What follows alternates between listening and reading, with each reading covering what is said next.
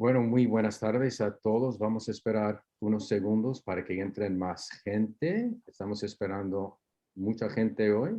Hemos recibido mucha registración sobre el tema en ese evento, pero esperamos un poquito más. Pues ya están entrando. Está subiendo, subiendo, subiendo. Hay mucho interés en Perú, obviamente, por razones obvias. Bueno, vamos a empezar. Ese evento va a ser, vamos a hacerlo en español, pero quiero hablar unas palabritas en inglés para explicar a los anglo parlantes que cómo se puede buscar la interpretación. Si me esperan un minuto, voy a regresar a hablar en español. Good afternoon, everybody, to the event, the Canadian Council for the Americas event on the first 90 days of President Castillo's administration as the president of Peru. This event will be conducted in Spanish, but we have the fantastic services of a first-class interpreter, Jairo Botero, who will be doing the interpretation from Spanish into English. And if you want to listen to that, we invite you just to push the interpretation button at the bottom, and you will be able to listen to this in English. So in the rest, I will continue now in Spanish. Bueno, gracias por esperar mientras hablaba yo en inglés. Bienvenido al Consejo Canadiense para las Américas, este webinar sobre Perú. Hemos hecho varios sobre Perú recién. No sé si es un buen señal o no un buen señal acerca de Perú, pero hemos hecho mucho el seguimiento de lo que está sucediendo en Perú. Y yo creo que a veces es un tiempo propicio, una hora propicia para hablar de lo que está sucediendo con el presidente Castillo después de sus primeros 90 días de su gobierno. Podemos contar de nuevo en el tema de Perú con un panel de lujo. Como todos saben y vieron en el anuncio, tenemos 4 personas destacadas cada quien en su vida profesional. Tania Parione Tarqui, que es ex congresista e integrante del Enlace Continental de Mujeres Indígenas de las Américas. Gracias por estar, Tania.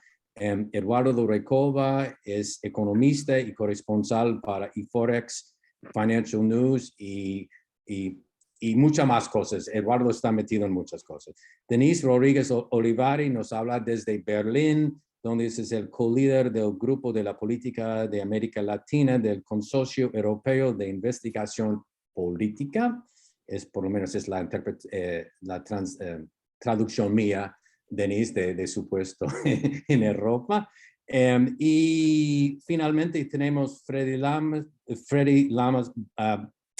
Vargas Lama, perdón, Freddy, es investigador del Centro de Pensamiento Estratégico de la Universidad Externado de Colombia, y desde la última vez que estuviste con nosotros, Colombia, sobre un tema de Perú, Freddy, ya has añadido el título de doctor. Entonces, enhorabuena para eso. Bueno, unas cositas antes de que empecemos. Ese evento va a ser grabado y mañana pueden escuchar todo en inglés, en el español, en nuestro sitio web www.ccacanada.com. Si quieren hacer preguntas por escrito, pueden apretar el botón abajo donde dice Q&A, y intentamos de integrar las preguntas en el conversatorio. Nada más 2 anuncios más. Vamos a anunciar prontico una serie de webinars sobre lo que está sucediendo en las elecciones en Chile y también con el proceso constitucional en Chile, y vamos a anunciar pronto más episodios de nuestra serie Buscando el Centro Político en Colombia. Ya llevamos 9 episodios en esa serie de que empezó desde hace como 15 meses en eso, y vamos a hacer y continuar el seguimiento del proceso en Colombia. Y hay más cosas también. Bueno, con todo eso yo creo que ya podemos empezar y gracias de nuevo al el panel y pues vamos a empezar contigo, Denise, y la pregunta que te quiero hacer, pero es informal y no es la pregunta que te voy a preguntar, es, Dios mío, ¿qué está pasando? Pero, o sea, formalmente la pregunta que tengo aquí es, si puedes resumir los eventos y indicios claves que se han definido los choques políticos principales en los primeros 90 días del presidente Castillo. Yo entiendo que es una tarea difícil, Denise, pero si nos puede ayudar un poco. Bueno, gracias, Ken, por la invitación al Consejo de las Américas Canadiense y a todos los panelistas. Gracias a todos los que nos acompañan a las 2 de la tarde en Lima, 3 de la tarde East Coast. Y bueno, ¿qué pasa en Perú? Yo sé que despierta muchísimo interés. Es de hecho muy difícil keeping up, como se dice, ¿no? Mantenerse un poco al tanto de todo lo que pasa. Yo resumiría los 90 días de Castillo en 3 grandes bloques, ¿no? El primer bloque vendría a ser cómo mantener su gobierno, su coalición unida. El segundo sería cómo enfrentar los embates de los opositores, esencialmente grupos de interés y la derecha, ¿no? Y ciertos grupos que tratan de promover la narrativa de que la existencia de un fraude, la existencia de un gobierno que linda con la dictadura y cualquier tipo de palabra o clave o buzzword que se relacione con algo que no es un orden democrático, ¿no? Algunas personas utilizan la narrativa del comunismo, la dictadura, la asamblea constituyente no va, cualquiera que cae, digamos, en este gran saco de cosas que afectarían la gobernabilidad, el orden económico. Y el tercero es el propio Castillo tratando de lidiar con las rupturas y los choques que hay al interior de su partido y de su gobierno, ¿no? Entonces es un poco presiones externas, internas, y navegar sobre narrativas construidas en base a indicios que ya se probaron que son falsos. Entonces, es bastante complicado y creo que el propio presidente Castillo, los analistas y las personas que siguen política peruana y anticipaban que iba a ser un gobierno difícil. 3 meses bastante difíciles, ya se sigue hablando de buscar un golpe de Estado, alguna forma legal, constitucional de hacerlo. Recordemos que en el siglo XXI no es que no ocurran los golpes de Estado, sino que toman otras maneras, otras manifestaciones. Todos los golpes o cualquier erosión al orden democrático ahora toman formas mucho más sofisticadas. Entonces, ya no se puede salir a la calle, los tanques, estas ideas que tenemos de los 50, los 70, los 80 en la región, ya es muy difícil de implementar. Entonces, no significa que no hayan grupos que no estén de alguna manera alineados a la democracia y que busquen desestabilizar algún gobierno que no sea de su preferencia o de su gusto. Pero lo que toma es mucho más esfuerzo y organización y astucia para movilizar recursos en torno a eso, ¿no? Hemos visto presencias de chats de grupos poderosos, digamos, personas que tienen acceso a, digamos, medios, influencia, dinero, recursos, exposición mediática, promoviendo ciertas narrativas. Y por otro lado, vemos las mismas falencias de un gobierno que de alguna manera hace nombramientos controversiales, dice una cosa, se desdice, sale un ex primer ministro diciendo una cosa, luego el líder del partido de gobierno diciendo otra, luego Castillo básicamente a veces no diciendo nada. Entonces, es pues, muy difícil navegar este contexto político peruano. Nunca ha sido fácil, pero particularmente difícil, complejo, y creo que también muchas personas nos olvidamos que en Perú, más que alinearse o seguir, digamos, preferencias programáticas o promesas de campaña, a veces es simplemente resistir los embates de la oposición. Puede ser de izquierda, puede ser de derecha, pero simplemente tratar de llegar a la meta final. Siempre comentamos con los colegas politólogos, no si Castillo va a concluir su gobierno, sino cuándo es que esto va a colapsar, porque esta coalición es bastante frágil y la oposición tampoco es que esté tan organizada, porque tienen varios grupos, digamos, que operan ahí, pero sí se nota una misma falencia del gobierno de ponerse de acuerdo, de organizarse y de tener mensajes coherentes, ¿no? La llegada del gabinete Vázquez me parece que es positivo, pero no es que vaya a solucionar los grandes problemas de fondo que tiene el mismo partido de gobierno, el presidente, el líder de su partido y la oposición y los subgrupos de la oposición, ¿no? Recordemos que tiene embates tanto desde su partido, desde facciones dentro del partido, como de otros grupos en el Congreso y también grupos de interés. Recordemos que en la política ya no solamente son los partidos quienes están digamos, que tienen la, digamos, la batuta en esto, sino también son grupos de interés, otro tipo de actores no estatales, y esos también tienen un rol. Bueno, mil gracias, Denise. Vamos a llegar al tema de la nueva primera ministra ahora mismo con Tania. Tania, los choques entre el Ejecutivo y Legislativo están basados en diferencias sobre programas y propuestas del gobierno, o sea, sobre sustancia o son sobre politiquería o las dos cosas. Y como has estado un congresista, tienes un punto de vista muy informado del adentro del Congreso. ¿Qué piensas, Tania? Bueno, Rimaika Muyaikichik, Lepalaikichik Pagya, Allentar de Caicucho. Buenas tardes con todos y con todas. Muchas gracias, Ken, por la invitación a este conversatorio de lectura de contexto. Después de 3 meses en el que tenemos al señor Castillo como presidente en nuestro país, creo que sí se hace necesario hacer un análisis crítico, reflexivo, pero también profundo.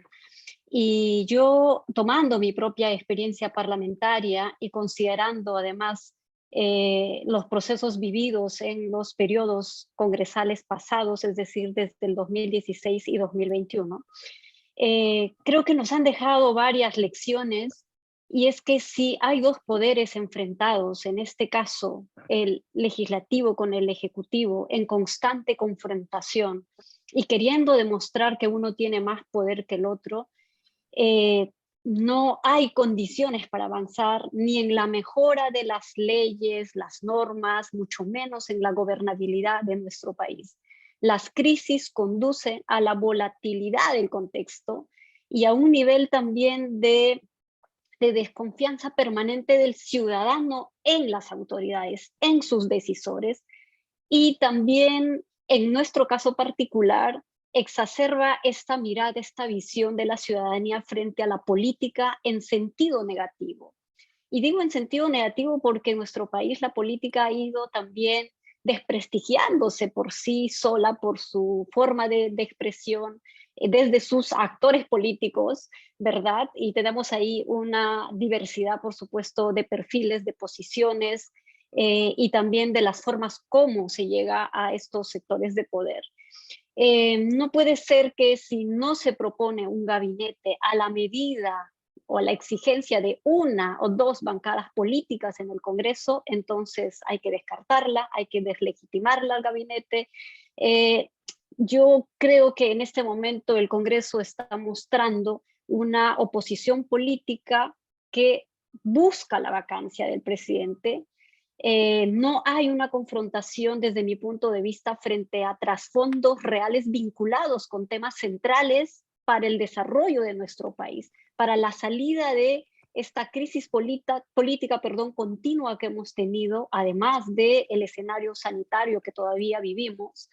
Y se usa además de algunas estrategias que en este caso particular para los grupos de derecha es una herramienta que le permite tener visibilidad y cala en ciertos grupos de población en nuestro país, y es el uso del terruqueo a todo aquel que se define de izquierda.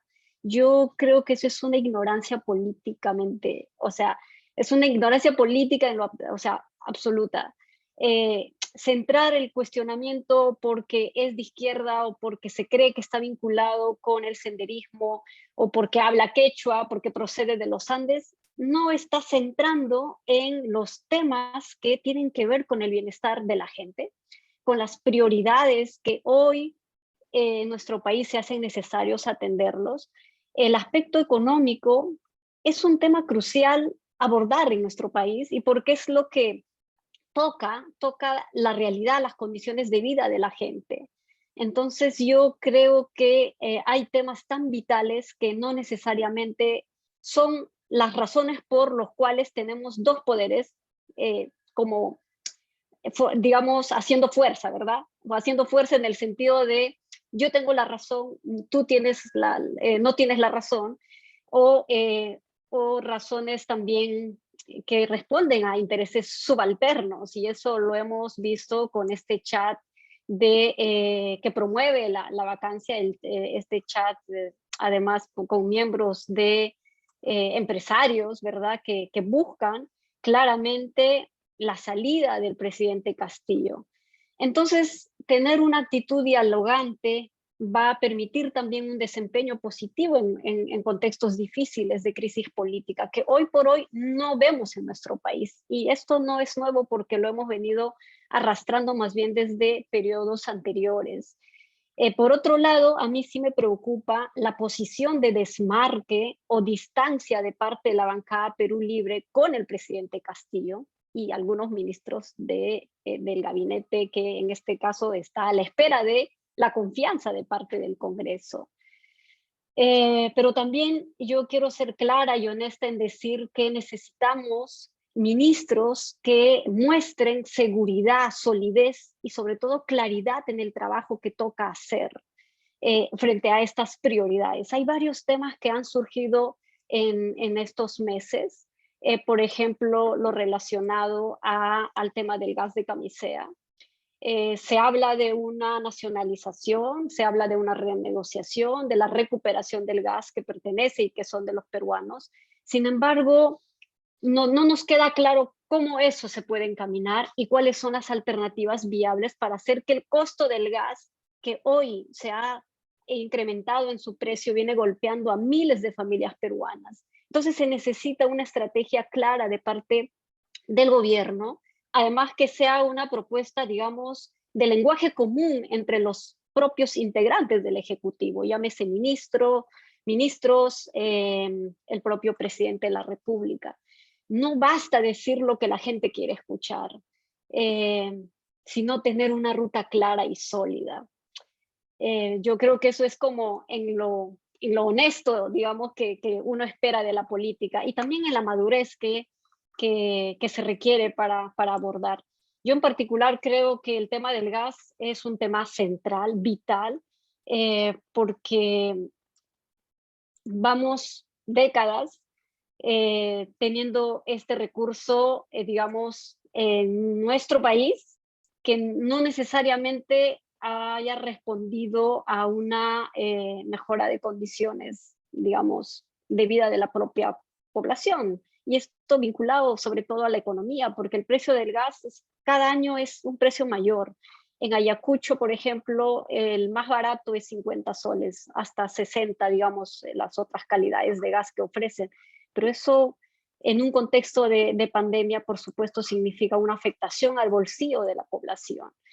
Entre otros temas, por ejemplo, el de la nueva constitución, que creo que es el punto de quiebre, diríamos, de esta evidencia de desmarque que tiene la bancada de Perú Libre con el mismo presidente Castillo y con la premier, en este caso, la compañera Mirta Vázquez, porque se ha expresado por un lado que no es la prioridad en este momento, pero por otro lado la hoy ministra de Trabajo, Betsy Chávez, ha señalado que esta es una agenda impostergable. Yo creo que no hay que desconocer ni hacernos como de la vista gorda sobre las precariedades del sistema de salud, la exacerbación de la pobreza, la vulneración de los derechos, en este caso a los pueblos indígenas, pero también la notoria evidencia de los vicios y vacíos de una constitución que desde mi punto de vista es también permisiva, es elitista, es también aval de algunos monopolios que se han ido constituyendo en nuestro país y entre otros aspectos. Y la necesidad de contar Sí, Sí, Ken, yo, sí, te puedo interrumpir por un minuto. sí, Dado claro, todo cómo eso, no. sí, dado todo eso, entiendo eso, pero si queremos hablar de, acabas de mencionar una disonancia entre un ministro y el otro. También hablabas del gas.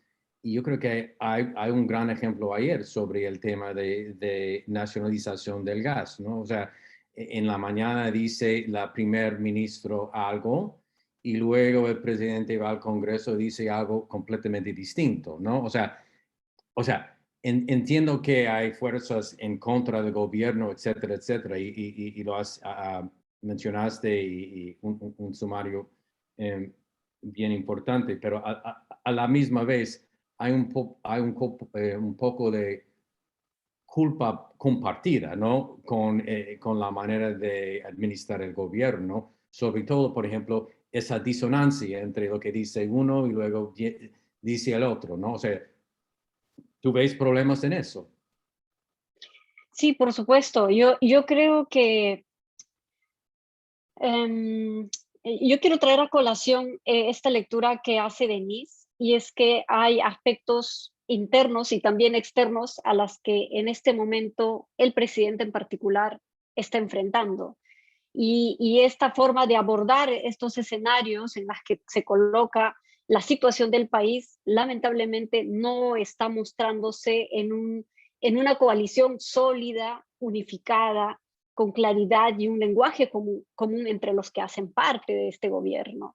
Y eso podría conllevar justamente eh, a tener meses en adelante en esta discusión, ¿verdad? ¿Qué va, qué no va, qué es posible, qué no es posible? Yo sí creo y tengo la esperanza más bien positiva de que con el liderazgo de Mirta Vázquez en la presidencia del Consejo de Ministros, puede más bien darse un proceso de diálogo a lo interno entre los que tienen una decisión y un rol, digamos, del gabinete, pero también con el poder legislativo. Creo que Mirta Vázquez es una de las personas que ha tenido un rol bastante positiva, dialogante, con bastante apertura en un contexto difícil en el que estaba nuestro país, y creo que tiene la capacidad y la experiencia para poder desempeñar este rol. Mil gracias, Tania. Freddy, pues ya como hemos entrado el tema de primer Mirta Vázquez, ¿tú crees que el desafío que tiene ella es superable o es una obra de Dios? En realidad, Ken, yo creo que la tiene muy difícil, ¿no? Porque en realidad, en este momento, el equilibrio, o sea, tenemos puntos positivos y negativos de tener a la señora Vázquez. Bueno, lo primero, el hecho de tener a la señora Vázquez, pues la señora es definitivamente dialogante y genera pues una cierta tranquilidad y credibilidad en un grupo de la población, pero el gran problema es que si tienes un presidente que te petardea, el ala más extrema del Parlamento te petardea, y el ala de la derecha y los grupos de interés, como decía Denise, que te petardean, pues así esto va a estar un poco complicado en realidad de que pueda lograr consenso. Ahorita, el tema es, primero, si es que se puede mantener. La discusión en este momento yo creo va por el lado que nos decía Denise, si es que esto va a durar o no va a durar. O sea, esta es la discusión cuando uno conversa con la mayor parte de los politólogos con los que tenemos acceso o economistas, más bien lo que están diciendo es cuánto va a durar esto. Es muy, muy complicado el tema. Lo que tenemos que saber también es que obviamente la señora Mirta Vázquez tiene una agenda de izquierda, lo cual no está mal, pero es de centro izquierda. El tema es que eso genera muchos cuestionamientos dentro de el mismo sector de la izquierda, en la izquierda radical. Y eso por un lado. Y por el otro lado, no es que tenga un frente consolidado dentro del gabinete, sino que ahí le han dejado un par de bombas de tiempo, que en realidad que no se sabe qué cosa es lo que va a pasar con eso, que es interior, educación. Fuera de que ya hay muchos cambios que se han dado en el segundo nivel del gobierno, como en algún momento hemos conversado, han cambiado una cantidad muy grande de directores generales y demás a lo largo de todo el estado, y en muchos casos, tenemos que decirlo, hay gente que no está capacitada para los puestos que tienen. Y esto definitivamente va a tener un impacto en nosotros en los próximos años, diría yo, depende de cuánto duran, pero igual, dependiendo de si dura o no dura, igual va a haber impactos que ya están dichos, ¿no? Ahora, si me preguntas a mí cuáles son los 3 temas que tenemos en relación en este momento para tener estabilidad en el gobierno, tenemos 3 cosas, 3 factores para mí. El primero es de los temas, las prioridades, que no se tienen muy claras. En el discurso de la Premier uno encuentra más o menos 5 o 6 temas principales, que en realidad estos 5 o 6 temas principales van a requerir en su gran mayoría leyes y no tiene respaldo para poder lograrlos. Eso por un lado. Luego, cuando uno analiza las 10 políticas de gobierno que se han publicado hace unos días, pues uno se da cuenta de que en realidad no reflejan un norte de largo plazo. Uno no se da cuenta, no llega a ver una visión de país de largo plazo, lo cual en realidad es preocupante porque perdemos la perspectiva nuevamente.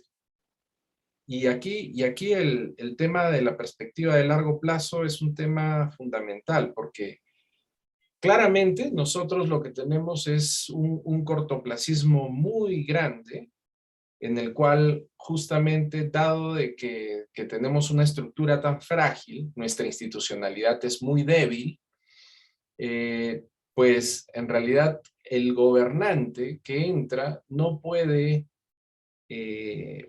desarrollar políticas de gobierno que puedan impactar el mediano y el largo plazo.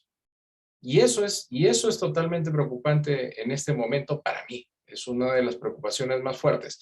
Porque pensando en el largo plazo, ya dejando un poco el corto plazo y la coyuntura pequeñita, el tema es que los próximos 4 o 5 años probablemente ya los tenemos comprometidos. Y ya venimos de 6 años malos. Así que ya con esto vamos a completar una década mala. Esto es preocupante en todos los aspectos. Ahí lo dejaría por el momento. Pues, pues gracias, Freddy. Queremos que entre Eduardo para hablar sobre temas económicos, pero antes de eso, si puedes mantener un minuto más de paciencia, Eduardo. Denise, nada más, quiero saber si tienes otro comentario que lo han dicho Tania y Freddy hasta ahora. Estás en mute. Está apagado tu micro. Siempre pasan estas cosas. No importa cuántos Zooms uno tenga, siempre alguien esté en mute. Así es. Y son las 9 de la noche. En Berlín son las 9:30 de la noche, entonces ya es permisible, no te preocupes. Tengo 2 comentarios súper cortos sobre lo que menciona Tania sobre el terruqueo. Este uso, abuso de cualquier cosa que sea, ya no creo que ni siquiera de izquierda, cualquier persona que esté en el centro, incluso hasta centro derecha, democrático, liberal, lo han terruqueado alguna vez. Y es preocupante, uno, por este abuso y esta imputación de un delito, que claramente es súper serio. 2, por esta satanización de cualquier persona que es de izquierda. 3, y qué pobre, digamos, reflejo de nuestra adhesión a la democracia, ¿no? Cualquier cosa que sea promover la democracia, los derechos humanos, es visto como una vulneración, pues, al orden, ¿no? Y eso es preocupante, y creo que sí merece una reflexión aparte, y de hecho unos estudios más profundos. Y sobre lo que menciona Freddy, perdón, es que son las 9 de la noche. Sobre cómo es esta relación entre el Ejecutivo, el Legislativo y el cortoplacismo. Les quiero dejar un dato. Desde que empieza, digamos, la República del Perú de manera muy convulsionada, del 1821 al 2016, solo habíamos tenido 2 vacancias presidenciales. Del 2016, que empieza, digamos, estos 5 años turbulentos, a la fecha, hemos tenido 5. Eso habla por sí solo del nivel de inestabilidad que estamos viviendo. Y eso no puede suceder porque eso tiene efectos negativos en la confianza interpersonal, en la economía, como ya mencionaba Eduardo. O sea, es realmente preocupante. Solo quería mencionar esas cosas. Gracias, Denise. Vamos a regresar al tema de posibilidades de una salida, o si estamos hablando de, en el mejor caso, un estancamiento por varios años más, o si va a durar. Eso, todo vamos a regresar a esos temas. Pero, Eduardo, al final, o sea, queremos que entre el conversatorio, porque eres el experto en economía. Entonces, para empezar, te quiero preguntar, ¿cuáles son las bases de la política de la economía de ese gobierno y cómo se están cambiando, ajustando a la realidad política? Sí, bueno, gracias de nuevo, Ken.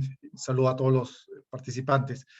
A ver, efectivamente hay un escenario base, ¿no?, que tiene que ver con una tarea pendiente, ¿no?, desde las autoridades económicas, y también agregaría las autoridades monetarias, ¿no? ¿Por qué no?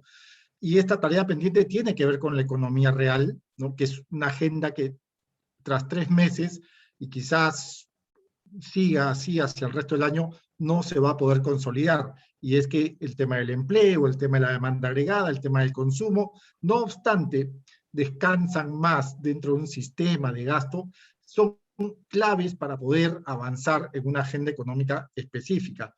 No obstante, también un entorno global donde tienes un dólar en los mercados globales presionado al alza y tienes también una inflación por costos. Bueno, más allá de ello, hay un tema real que es pendiente en esta agenda, sobre todo en esta, digamos, horquilla de gobierno, que es, o que tiene que ver con la economía real.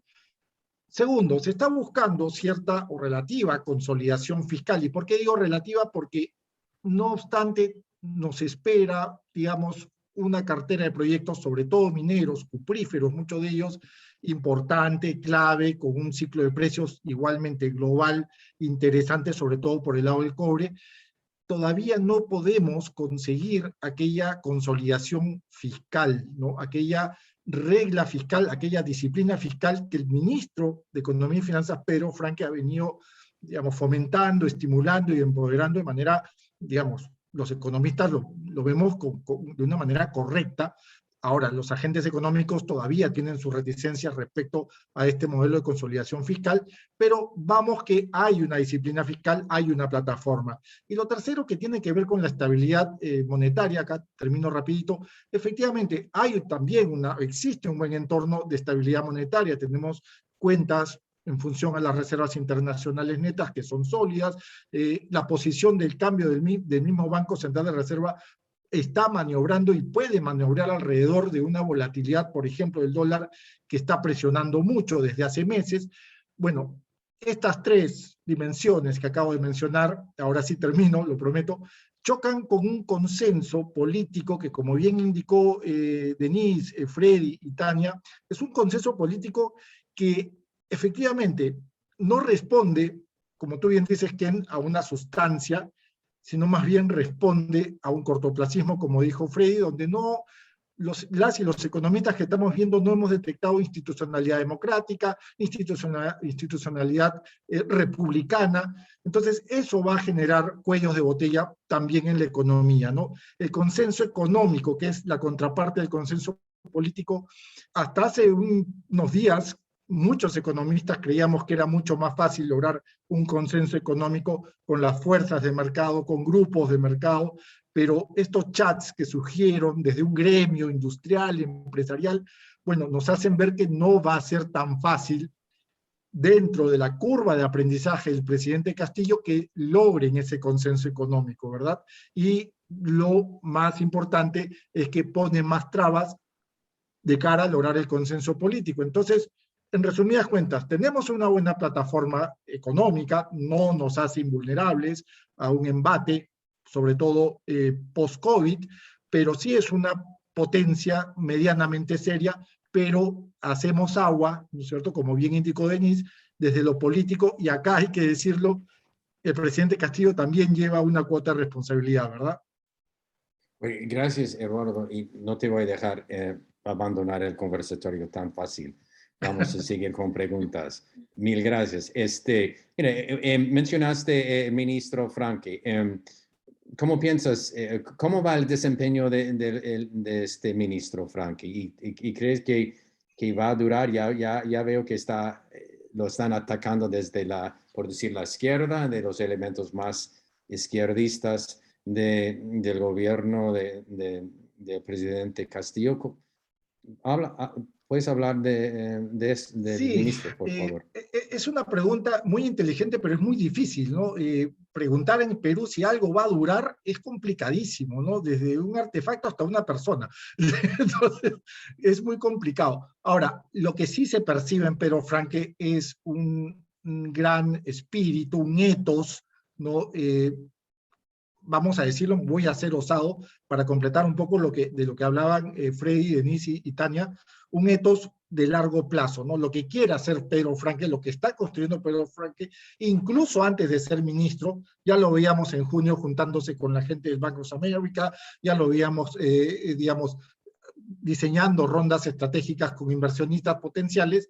Bien, lo que está haciendo Franque es mirar, digamos, más allá de estas disonancias, como tú indicas, cognitivas, está, digamos, generando un espacio de diálogo y de confianza.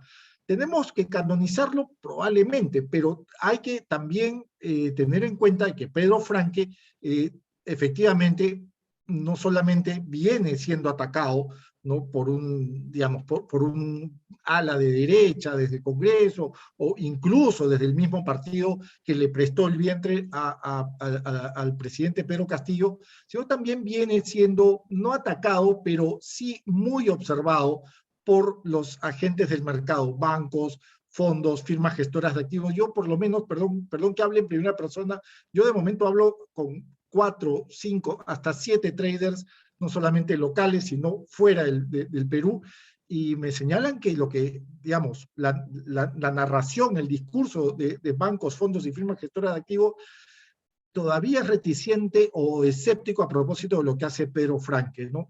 Y es que creo que es algo, entre comillas, normal dentro de los mercados, cuando tienes a un economista que no necesariamente pues, es mainstream, sino es un economista de prosapia keynesiana, tener tus, digamos, horquillas de escepticismo.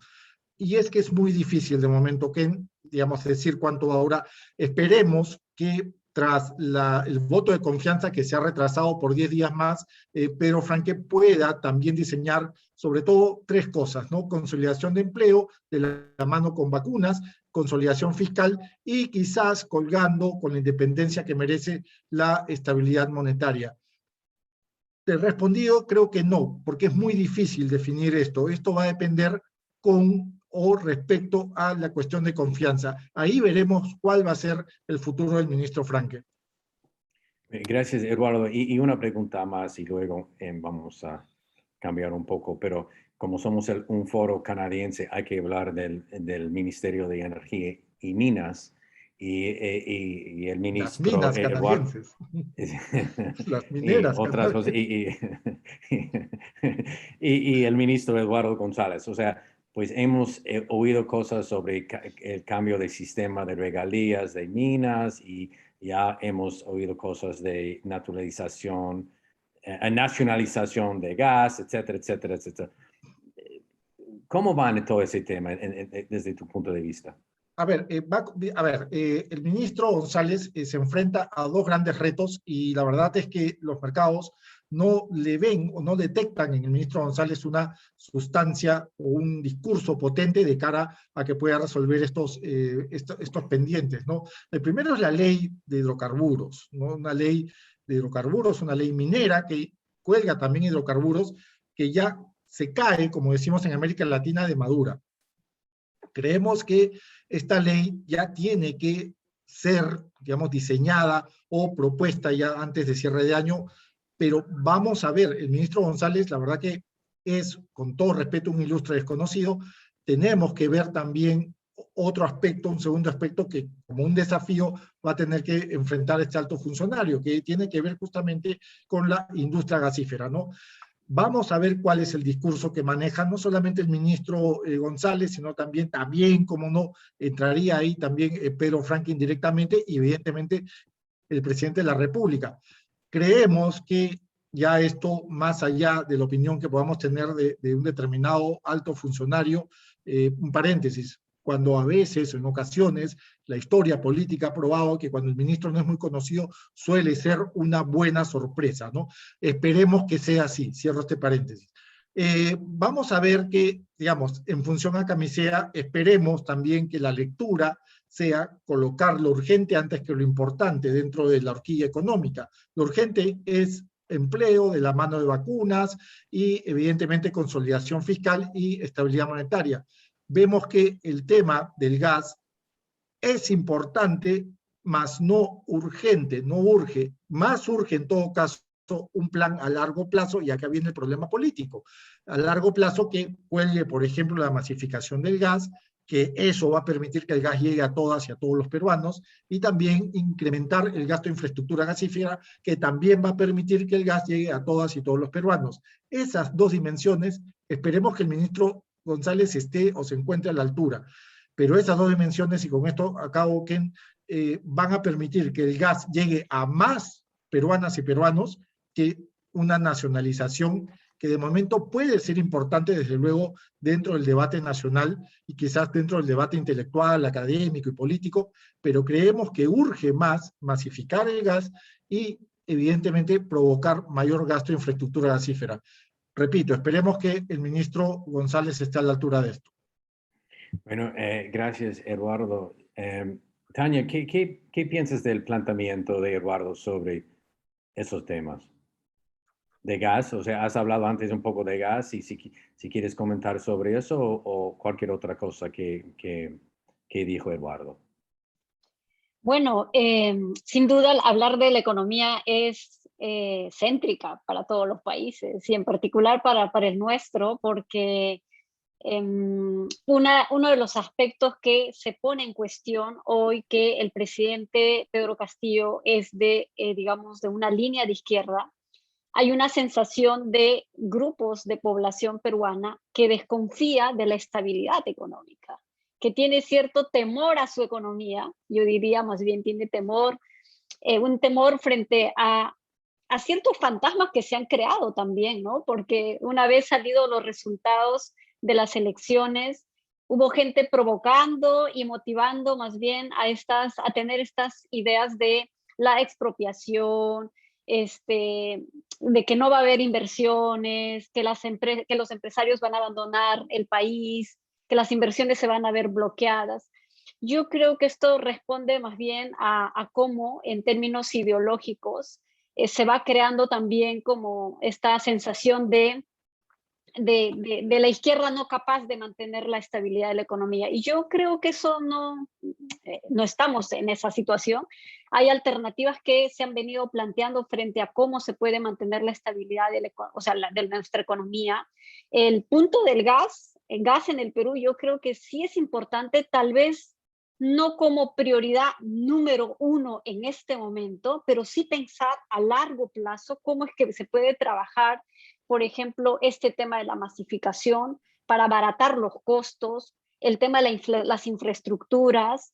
Hoy por hoy, o sea, Lima tiene sectores en donde uno tiene la conexión de gas domiciliaria, pero esto no llega, o sea, desde el lugar de donde se extrae el gas, que es en la zona entre Cusco y Ayacucho, donde está la planta principal, resulta que el gas es más caro, o sea, tres veces más del precio que en la ciudad. Entonces la gente, la ciudadanía de base se pregunta cómo es que del territorio de donde se extrae, se canalizan, los gasoductos pasan por sus territorios, cómo es que el gas puede costar tan caro. Entonces para mí ese es un aspecto importante porque se gobierna para la gente, para el país. La gobernanza no puede girar solo en torno a quienes apuestan y ponen el dinero. O sea, el bienestar, el fin, digamos, de una política económica tiene que ser la gente. no el crecimiento económico de quienes invierten o a quienes nosotros hemos llamado para invertir. Entonces tiene que haber un proceso también sí de renegociación. Yo sí creo que tiene que haber un proceso de renegociación. Hay quienes dicen que más del 60% de regalías son los que aportan a la economía de nuestro país, pero la pregunta es también cómo ese porcentaje de dinero se invierte en el desarrollo de nuestro país, en la ampliación de oportunidades de mejores condiciones para la gente. Y digamos, desde en todo caso, mi reflexión, más desde el lado humano, social, porque sé que esto responde a cifras y también a conocimientos de macroeconomía, pero también creo que hay que hablar de economías en plural. Y la economía del país, vista desde la macroeconomía, no es la única, porque hay economías incluso locales que están hoy surgiendo y conectándose con el mundo internacional, y nuestro país necesita generar las condiciones para que esas economías locales avancen, tengan un soporte financiero, técnico, incluso especialidad. Entonces yo sí creo que hay que pensar en largo alcance también, ¿verdad? Desde la planificación y las estrategias. Bueno, gracias, Tania. Bueno, yo creo que vamos a regresar al tema que mencionó Freddy. O sea, él ha dicho que el gran debate entre los politólogos y otros expertos profesionales o expertos de paseo sobre la política es si ese gobierno va a durar, ¿no? Nos puede hablar un poco más de eso, Freddy, y luego voy a pedir los comentarios de los otros panelistas. O sea, ¿qué son los factores para cuando uno hace la interpretación o el análisis, si él puede sobrevivir y si sobrevive, en qué estado? Muy interesante la pregunta, Ken. En realidad ahí hay varias cosas que tenemos que ver, ¿no? Un poquito tomando lo de Eduardo. Acá hay un factor bien importante que es la incertidumbre y las expectativas. Y el tema es que eso definitivamente no lo está manejando bien el gobierno. O sea, el simple hecho de lo que pasó ayer, que la señora Mirta Vázquez tratando de moderar a la gente, tratando de decir que la política de gobierno va a estar centrada, que no se va a hacer ninguna cosa extrema, y el presidente al mismo tiempo hablando en Jaén de cosas extremas, y, o sea, de varios temas, ¿no? Y ahora, con lo del tema de la nacionalización, hace una hora, el presidente del BCR, pues ya salió a decir de que en realidad vamos a tener líos con la confianza por lo que acaba de decir el presidente. O sea, aquí ni siquiera es que el presidente necesite que los enemigos lo petardeen, porque parece que solos ellos se petardean, lo cual está súper mal para las expectativas y pensando en el tema de mediano y de largo plazo, ¿no? Que es lo que conversábamos. Ahora, otro de los temas que tenemos que ver aquí es, pues, qué tan factible y qué tan rápido es que puedan conseguir los votos para vacarlo. Yo, sinceramente, igual, sin ser politóloga, y Denise es la que sabe mucho más del tema, Denise y sus amigos, pero a mí sí me sorprende cuando me dicen de que se puede conseguir 85, 87 votos, porque yo hago la suma y no veo cómo. Sobre todo si es que se logra controlar el tema del centro, que en realidad yo lo que entiendo es que la señora Vázquez lo que va a tratar es sobre todo de moderar con los votos de Acción Popular y de APP para poder tener un bolsón que evite esa vacancia en todo caso. Y en realidad estos movimientos, pues por lo que se mueven, no es por ideología, por decirlo de alguna manera, ¿no? Sino, en realidad ahí hay una suerte de clientelismo en el sentido más amplio de la palabra, clientelismo político fuerte que tienen ahí, y pues bueno, y la respuesta a grupos de interés que también hemos visto. hay otro tema que se mencionó previamente y que sí me gustaría profundizar, y es el tema de la carencia de institucionalidad, ¿no?, que tenemos, pensando en el largo plazo. El tema de la institucionalidad está atacado por los dos lados. Está atacado, si tú quieres desarrollar instituciones inclusivas, como decía Acemoglu y Robinson, estos señores, pues, lo que tú necesitas es tener instituciones que sean políticamente incluyentes y económicamente incluyentes. Pero si tú quieres tener instituciones políticamente incluyentes, tienes que tener una democracia real. Y por el otro lado, pues tú necesitas tener instrumentos económicos que te garanticen que puedes tener un mercado, pues, más o menos sólido. El gran tema es que, por un lado, la extrema izquierda no va a querer. ¿Por qué? Porque estás hablando de mercado. Pero ¿y por qué en el otro lado la extrema derecha se opondría a tener una institucionalidad sólida? Pues porque, lamentablemente, como hemos visto, en muchos casos existen fenómenos, como decían en los premios Nobel Tulloch y Buchanan, de rentismo, de rent seeking, de crony capitalism, entre muchos otros que están muy marcados dentro de nuestra sociedad. O sea, y es clarísimo. Y para eso no toca ser ni de derechas ni de izquierdas. Simplemente tienes que saber un poquito de economía de elección pública para darte cuenta de que hacia allá va la cosa. O sea, y el otro tema ahí es que el status quo no va a dejar que cambie. No va a dejar el establishment en general, y no me refiero ni de derechas ni de izquierdas, en general, no va a dejar que cambie la cosa, lo cual preocupa el doble de cara al futuro, ¿no? Gracias, Freddy. Bueno, la politóloga en Berlín. ¿Qué piensas? Y tú y entre sus amigos, así, según Freddy, y tú y tus amigos siempre discutan y son expertos. Entonces, ¿qué piensan? Bueno, ser politólogo peruano y trabajar temas de Perú es también un tiro al aire, ¿ah? Hay muchas cosas que se escapan a veces de la evidencia, de casos comparativos, pero algo con lo que coincido con Freddy es que yo también estoy de acuerdo con... tenemos el Congreso más fragmentado hasta el momento, ¿no? Tenemos más de una decena de bancadas y eso aumenta los costos de transacción para el bien y para el mal, para ponerse de acuerdo, para juntarse, para de alguna manera bajarse al gobierno. Entonces, eso sí creo que va a impedir digamos, que hayan más de 87 votos y que definitivamente no se otorgue la confianza.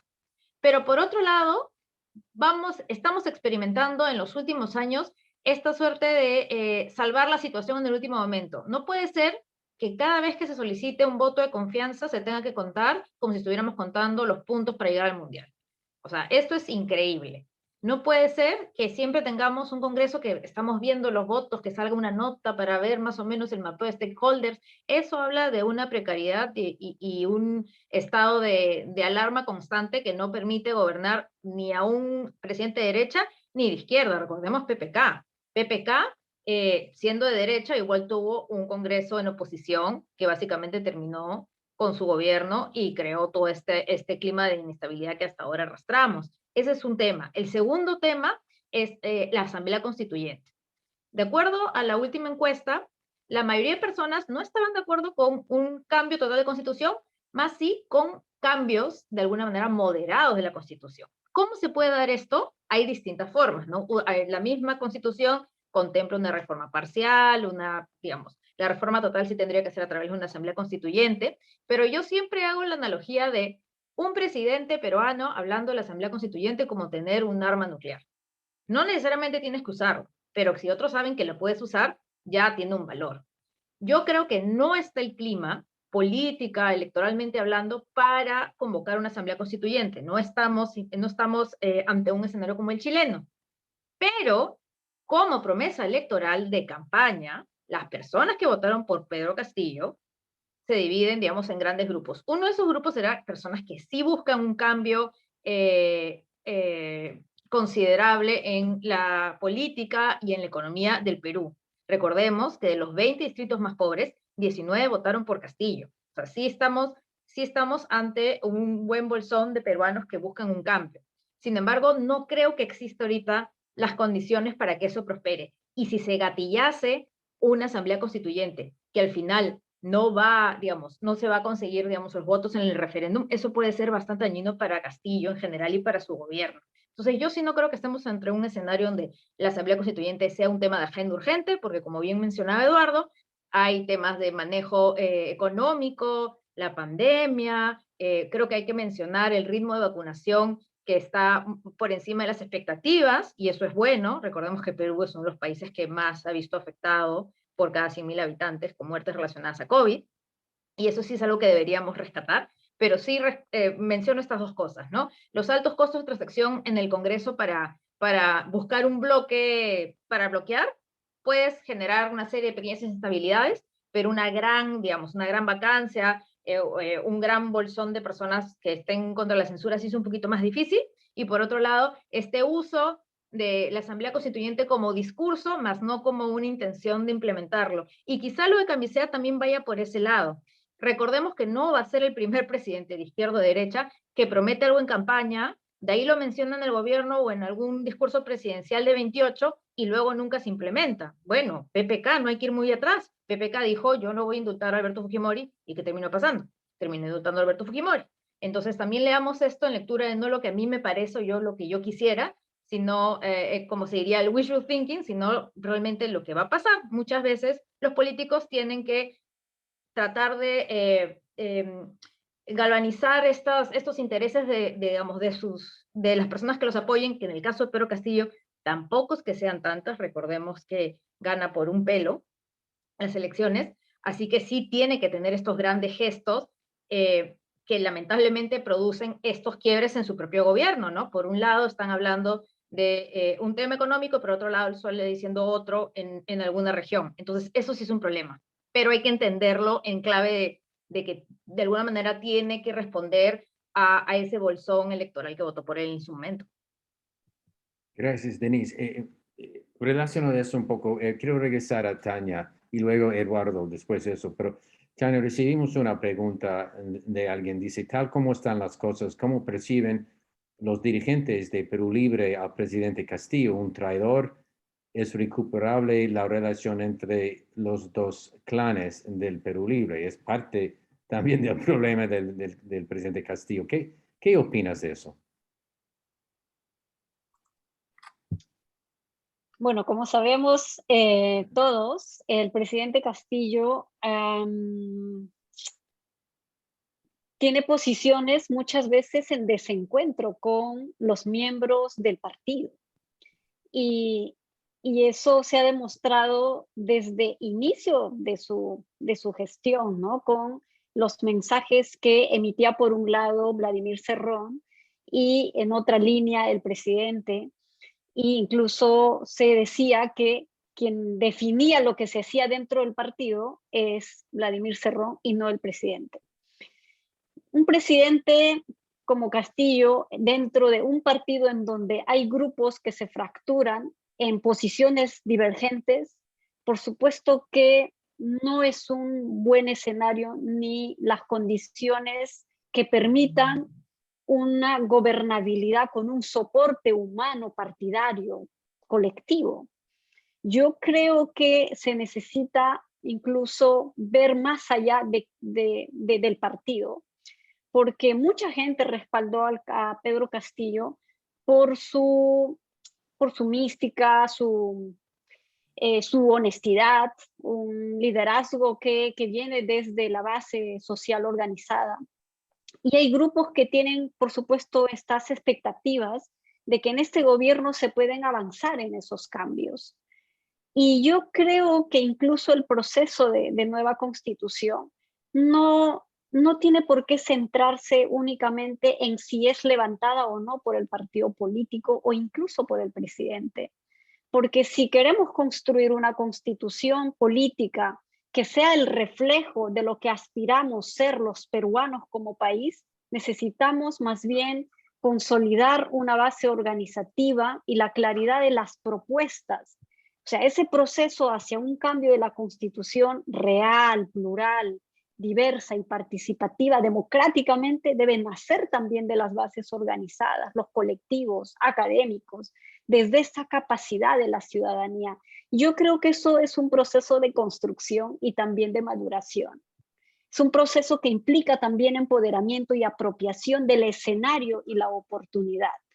Yo vengo más bien del movimiento indígena, en donde más de una década venimos exigiendo el cambio de algunos articulados de la Constitución y que tienen que ver con tierra, con autonomía, tienen que ver con reconocimiento de derechos colectivos. O sea, queda clarísimo que no es una Constitución que responda a nuestro contexto e incluso a marcos normativos internacionales. O sea, nuestra Constitución no está estandarizada a marcos normativos internacionales que han avanzado en el reconocimiento de derechos. Eso es evidente. O sea, yo cuando estaba en el Parlamento hicimos un trabajo también de revisión de la Constitución y qué propuestas podríamos plantearla en una propuesta de ley para ir avanzando en esa reforma constitucional, y la verdad es que identificamos varios articulados que habían que cambiarlas. Entonces yo considero que hablar de una nueva Constitución implica empezar a construir y consolidar también otros colectivos digamos, al margen de ciertos partidos políticos que la levantan como una consigna política. En ese sentido, yo creo que Pedro Castillo tiene muchos desafíos, incluso al interno con su propio equipo partidario, pero también hacia afuera, porque no vamos a negar que hoy hay fuerzas en donde la derecha y aquellos grupos de oposición, o sea, tienen un plan y vienen también expresándose a través del Parlamento, a través de otros grupos de poder, incluyendo los medios de comunicación. Y eso, por supuesto, debilita la democracia, debilita en términos en que aspiramos como país a tener un mejor horizonte y en donde la política sea como la razón de llegar a ese objetivo de cambio que queremos para nuestro país. O sea, intento ser, digamos, como en mi reflexión honesta, que cualquiera diría, bueno, en política no funciona así, pero bueno, la política no puede ser tampoco siempre entre esta lucha de poderes y de dos poderes estratégicos indispensables para tener una buena gobernabilidad. Dos poderes enfrentados constantemente, o sea, ¿qué podemos esperar de otros? ¿No? Si son las que van a definir las políticas públicas, van a definir el presupuesto, van a definir los marcos legales para la implementación de lo que uno quiere lograr como cambio, como propuesta. Entonces yo creo que estamos a 3 meses de que el presidente pueda mirar también de forma autocrítica al interno sus propias capacidades, pero yo sí siento que hay un equipo humano que confía y mantiene esa expectativa, pero tiene que haber cierta apertura. Alguien entre los participantes expresaba que sí debe abrir un poco más la cancha de esos respaldos, que así como lo tuvo en las elecciones, pueden ir construyendo también de a poco, ¿verdad? Esa maduración incluso al nivel de la ciudadanía, porque no se cambia la Constitución porque se hace solo un referéndum. O sea, el cambio de la Constitución son otros aspectos y también implican otras aristas, ¿no? Discusión, por ejemplo, de cómo se escribe ciertos articulados que se pueden estar contraviniendo con las leyes actuales. O sea, no basta decir quiero eso, hay que construirla. Y es un proceso que nosotros desde el movimiento indígena venimos también haciendo como ejercicio interno. Mil gracias, Tania. Pues ya hemos llegado al fin, pero una preguntita más, Eduardo. Si el Congreso intenta destituir el presidente, ¿qué podrían ser las consecuencias para la economía y para la inversión? A ver, Perú es una economía que no explica mucho su crecimiento en demanda agregada o en gasto, ¿no? Explica el crecimiento básicamente en inversión privada. De, digamos, redondear una figura, vamos a decirlo así, me atrevo a decirlo, golpista, ¿no?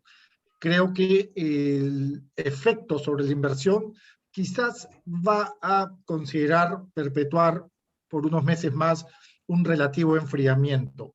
Esperemos que no sea así realmente, porque la inversión creo que mal que bien en los últimos meses ha registrado cierto divorcio respecto al ruido político. Y cierto divorcio, ¿por qué? Porque las señales son dispares, ¿no? Por un lado, tenemos de acuerdo con encuestas del Banco Central de Reserva, que la mayor parte de gerentes comerciales, gerentes generales, gerentes de compras, en estas encuestas mensuales del BCR, han señalado que efectivamente sus expectativas en torno a la economía, ¿no?, han retrocedido, pero esa es la lectura a septiembre, ¿no?, con el otro, el canciller que salió. Veamos cuál sea la lectura de octubre, me parece que hoy día es la encuesta. Pero frente a eso también tienes una cartera de inversión minera, que es un poco más de 56.000 millones de dólares para los próximos 8 años. En estos 3 años que vienen, una inversión que tiene que ver con 6.000 millones de dólares, 2021, 2022 y 2023. Tenemos, digamos, una aceleración en función a servicios, a comercio interesante. Como un dato simpático que hay que tener en cuenta, el crecimiento de pedidos, de licencias, de permisos, de registros de nuevas empresas, según la autoridad registral local peruana, ha subido al primer semestre en 122%. Entonces, hay sí un clima de confianza, pero ese clima de confianza es cauteloso. De ahí por qué digo que es el resultado mixto, ¿no?